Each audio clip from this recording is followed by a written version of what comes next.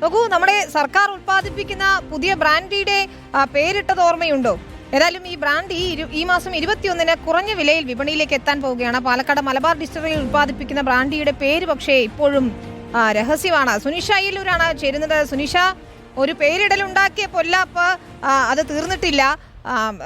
പൊതുജനങ്ങളിൽ നിന്ന് പേര് സ്വീകരിക്കാനുള്ള നീക്കമൊക്കെ ഹൈക്കോടതി തന്നെ തടയുകയും ചെയ്തതാണ്. അന്ന് പല പേരുകളും ഉയർന്നു വന്നു. സുനിഷയ്ക്ക് തന്നെ ഓർമ്മയുണ്ടാകും, സൂപ്പർ ഹിറ്റായിരുന്നു സുനിഷയുടെ വാർത്തയും. ഏതായാലും ഇപ്പോൾ 21-ന് വിപണിയിൽ എത്തുന്നു. പക്ഷേ പേരിപ്പോഴും രഹസ്യമാക്കി വെച്ചിരിക്കുകയാണ്.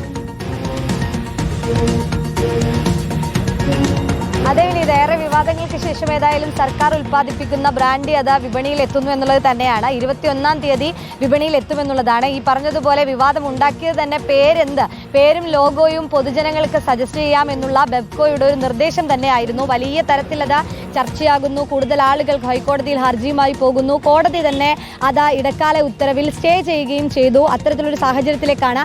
ആ സമയം തന്നെ ഈ പരസ്യം വന്ന് 2ാമത്തെ ദിവസം തന്നെ 5000-ത്തിലധികം പേരുകൾ എത്തിയിട്ടുണ്ട് എന്നുള്ളതാണ് നമ്മൾ മനസ്സിലാക്കുന്നത്. പക്ഷെ അതൊക്കെ മാറ്റി നിർത്തുന്നു. ഏതായാലും പുതിയ പേരെന്ത് എന്നുള്ള കാര്യത്തിൽ ഇപ്പോഴും വ്യക്തത വന്നിട്ടില്ല. പേരോ ലോഗോയെ കുറിച്ചോ ഏതായാലും നിലവിൽ ഒരു സൂചനയും നൽകിയിട്ടില്ല. അത് സർപ്രൈസായി തന്നെ തുടരുന്നു എന്നുള്ളതാണ് പ്രധാനപ്പെട്ട കാര്യം. മറ്റൊന്ന് ഇതുമായി ബന്ധപ്പെട്ട വിലയാണ്. വില കൂടുതലായിരിക്കും എന്നതടക്കമുള്ള ചോദ്യങ്ങൾ പല ഭാഗത്തു നിന്നും ഉയരുന്നുണ്ട്.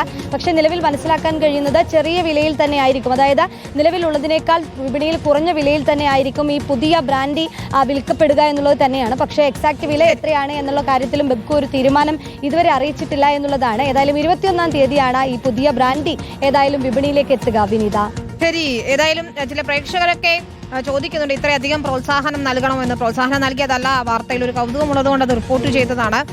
ഒരിക്കൽ കൂടി പറയട്ടെ, മദ്യപാനം ആരോഗ്യത്തിന് ഹാനികരമാണ്. അക്കാര്യത്തിൽ ഒരു തർക്കമില്ല.